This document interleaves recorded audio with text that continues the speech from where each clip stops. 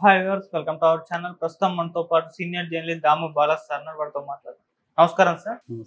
Sir, Tihar జైల్లో ఉన్న కవిత గారు ఆ బతుకమ్మ ఆడారు జైల్లోనే అని చెప్పేసి ఒక వార్త బయటకు రావడం చూస్తున్నాం సార్. అంటే మరి వార్తల్లో నిజమెంత ఉంది? అసలు జైల్లో ఖైదీలు ఈ విధంగా ఫెస్టివల్ సెలబ్రేట్ చేసుకోవడం కానీ ఇటువంటివన్నీ జరుగుతాయా సార్? యాక్చువల్గా నిన్న మునుగోడు ఎమ్మెల్యే కోమటిరెడ్డి రాజగోపాల్ రెడ్డి ప్రెస్ మీట్లో ఒక విషయం చెప్పాడు. అదేంటంటే జైల్లో కవిత బతుకమ్మ ఆడుకోవాల్సిందే, అంటే బతుకమ్మ ఫెస్టివల్ వరకు జైల్లోనే ఉంటుంది అనేది ఆయన ఉద్దేశం. దాన్ని చాలామంది ఎలా వక్రీకరిస్తున్నారంటే జైల్లో కవిత బతుకమ్మ ఆడుతూ ఉంది అనేది అలాగా దాన్ని ట్విస్ట్ చేసి పోస్టులు చేస్తున్నారు. ముఖ్యంగా కాంగ్రెస్ బీజేపీ వాళ్ళు దీన్ని బాగా బలంగా తీసుకెళ్తున్నారు. ఎందుకంటే బతుకమ్మ అంటేనే తెలంగాణలో కవిత గుర్తుకొస్తుంది. అంత బతుకమ్మ కవితకు ముందు నుంచి ఎప్పటి నుంచో ఉంది తెలంగాణలో, కానీ కవిత దాన్ని పాపులరైజ్ చేసి దాన్ని ఒక ఈవెంట్గా మార్చేసింది. కేసీఆర్ కూడా ప్రతిసారి బతుకమ్మకు ఈమె అడిగినన్ని కోట్లు, 10 కోట్లు, 20 కోట్లు, 30, ఒకసారి 30 కోట్లు కూడా శాంక్షన్ అయింది. సో అలాగా డబ్బులు ఉన్నాయి కాబట్టి పెద్ద ఎత్తున చేయడం, దాన్ని దేశ విదేశాల్లో కూడా బతుకమ్మని పాపులరైజ్ చేయడం చేసింది. దాని పట్ల రకరకాల విమర్శలు వచ్చినా ఓవరాల్గా ఒక తెలంగాణ బతుకమ్మ ఫెస్టివల్ని పాపులరైజ్ చేస్తున్నారు కదా, మంచిదే కదా అనుకున్నారు. దాని నుంచి కొంత బీసీ ఎస్సీ వర్గాల నుంచి కూడా వ్యతిరేకత వచ్చింది. ఇది అప్పర్ కాస్ట్ ఫెస్టివల్ అని, ఇట్లాగా ఏదైనా ప్రతిదీ దాంట్లో విమర్శలు అవన్నీ ఉంటాయి. ఏమైనా కవిత బతుకమ్మకి ఒక సింబాలిక్గా మారిపోయింది. సో అందువల్లే ఈసారి కవిత బతుకమ్మ ఫెస్టివల్ని జైల్లో జరుపుకోవాల్సిందే అనేది ఆయన అన్నాడు అనమాట. సో అంటే ఇప్పుడిప్పుడే రాదని, అంటే ఇప్పుడు చర్చ ఏం నడుస్తుందంటే, నిన్న కూడా రేవంత్ రెడ్డి అన్నాడు కవిత కోసమే కేసీఆర్ మోడీతో మంచిగా ఉంటున్నాడు అనేది అన్నాడు. అందులో వాస్తవం కూడా ఉంది. ఎందుకంటే కేసీఆర్ ముందు ఆప్షన్స్ లేవు, కొట్లాడే పరిస్థితి కేసీఆర్కి లేదు. కొట్లాడే కొద్దీ మరింత దిగిపోతారు. అంటే ఇప్పుడు ఊబీ ఉంటుంది, ఊబీలో ఒకసారి దిగామనుకోండి, మనం సైలెంట్గా ఉంటే అట్లాగే ఉంటాం, బయటికి రావాలని ట్రై చేసే కొద్దీ ఇంకా లోపలికి వెళ్తాం. అటువంటి ఒక పరిస్థితి కేసీఆర్కి ఉంది. సో ఇదేంటంటే ఒక్కొక్కసారి మామూలుగా డైలెక్టిక్స్ అని చెప్తుంటారు. అంటే అర్థం ఏంటంటే మన ఇంటర్నల్ అండ్ ఎక్స్టర్నల్ 2 ఆస్పెక్ట్లు ఉంటాయి. ఒకటి మన సొంత శక్తి, రెండోది బయట పరిస్థితులు. అట్లాగే కేసీఆర్కి కూడా బయట పరిస్థితులు అనుకూలించగలిగాయి కాబట్టి ఆ టైంలో ఆయన సొంత నాలెడ్జ్ కావచ్చు, వ్యూహాలు కావచ్చు, అది పనిచేస్తాయి. ఇవాళ అది లేదు. ఎక్స్టర్నల్ ఫ్యాక్టర్స్ ఆయనకు అనుకూలంగా లేనప్పుడు ఇంటర్నల్గా ఆయనకి ఎంత నాలెడ్జ్ ఉన్నా, ఎంత వ్యూహాలు ఉన్నా ఏమీ పనికిరావు. సో కండిషన్ అది. అందుకని ఆయన ఏం ఆలోచిస్తున్నారంటే, ఒకవైపు మోడీతో మంతనాల కోసం, లేకపోతే మోడీని కలవడం కోసం రకరకాల ఛానల్స్ ద్వారా ట్రై చేస్తూ, రెండో వైపు మోడీకి యాంటీగా ఎక్కడ గట్టిగా మాట్లాడకుండా ఆయన సంయమనం పాటిస్తున్నాడు. ఎందుకంటే ఏమాత్రం మోడీకి వ్యతిరేకంగా గట్టిగా చేసే కొద్దీ ఆయన ఇంకా క్రైసిస్లో దిగబడిపోతాడు. ఎందుకు, ఆయన మీద ఆల్రెడీ ఆయన మీద ఇప్పటివరకు ఆయన ఎక్కడ ఏ కేసులో కూడా పెట్టలేదు, కానీ మెల్లగా ఆయన వైపుకే వస్తున్నాయి. ఫోన్ ట్యాపింగ్ ఆయన వైపుకే వస్తుంది. కాళేశ్వరం డ్యాంలో అక్రమాలు దాదాపు 1,00,000 కోట్లు తినేశారని వీళ్ళు ఆరోపిస్తున్నారు. సో దానికి సంబంధించి వస్తుంది. ఎలక్ట్రిసిటీ అక్రమంగా కొన్నారని, అక్రమంగా కొన్ని ప్రాజెక్టులు అక్రమాలు జరిగాయని అది వస్తుంది. ఇట్లా అనేక అవకతవకలకు సంబంధించి, ఇంకా మన సెక్రటేరియట్లో అక్రమాలు జరిగాయి, ఇంకా ప్రతిదీ తీస్తారు. కేసీఆర్ 10 ఏళ్లలో చేసిన ప్రతి పనిలో కూడా అక్రమాలు జరిగాయనేది తీస్తారు. సో వాటిలోకి సెంట్రల్ ఏజెన్సీలు ఈడీ, సిబిఐ కూడా ఎంటర్ అవుతాయి.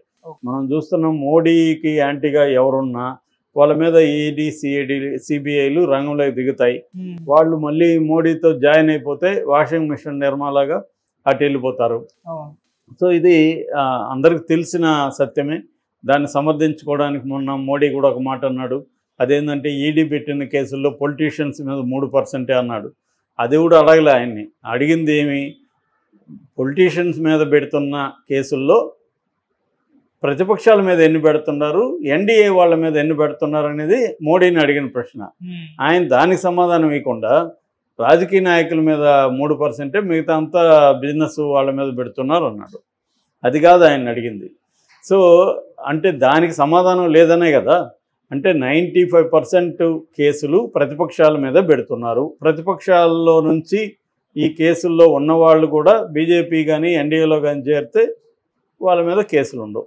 సో ఈ పరిస్థితుల్లో కేసీఆర్ మౌనంగా ఉండాల్సిన పరిస్థితి ఉంది. అంటే తనకి ఇప్పుడు టైం కాదు, కొద్దిగా జాగ్రత్తగా ఉండాలి అని.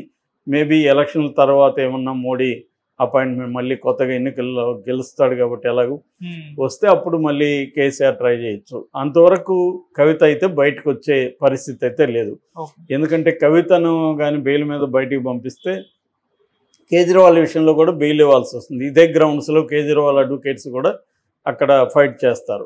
అందుకని కవితకు ఇవ్వకుండా ఉండడం అనేది అవసరం వాళ్ళకి. కాబట్టి ఇచ్చే పరిస్థితి కనబడలేదు. ఈ యాంగిల్ నుంచి మునుగోడు ఎమ్మెల్యే ఆయన కోమటిరెడ్డి రాజగోపాల్ రెడ్డి మాట్లాడారు. ఇక రెండవ ప్రశ్న, జైల్లో బతుకమ్మలు కానీ లేకపోతే ఇంకొకటి ఆడొచ్చా అంటే ఖచ్చితంగా పర్మిషన్ తీసుకుంటే చేసుకోవచ్చు. జైల్లో కూడా చాలా ఫెస్టివల్ జరుగుతుంటాయి.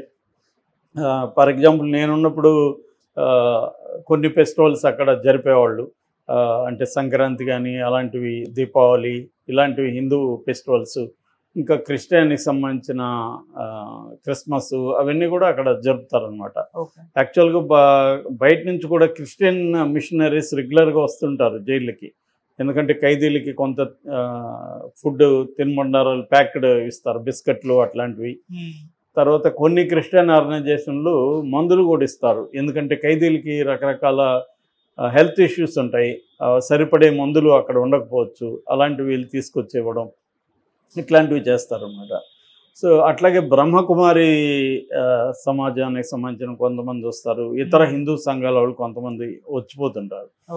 సో అందువల్ల ఒక్కొక్కసారి కొన్ని ఫెస్టివల్స్కి అంటే న్యూ ఇయర్ కావచ్చు లేకపోతే సంక్రాంతికి ఇలాగా ఇంటర్నల్ గేమ్స్ కూడా పెడుతుంటారు. అంటే విత్ ఇన్ ద జైలే కొన్ని అవుట్డోర్ గేమ్స్, ఇండోర్ గేమ్స్ కూడా జరుగుతుంటాయి. చెస్, క్యారమ్స్ లాంటి ఇండోర్ గేమ్స్ ఉంటాయి. బ్యాడ్మింటను, ఇట్లాంటి కబడ్డీ ఇలాంటివి అవుట్డోర్ గేమ్స్ కూడా అక్కడ విత్ ఇన్ ద జైల్లోనే అవి చేస్తుంటారు. కాంపిటీషన్ పెట్టి వాళ్ళకి ప్రైజులు ఇవ్వడం. తర్వాత జైల్లోనే సాంస్కృతిక కార్యక్రమాలకు సంబంధించిన ట్రైనింగ్ ఉంటుంది.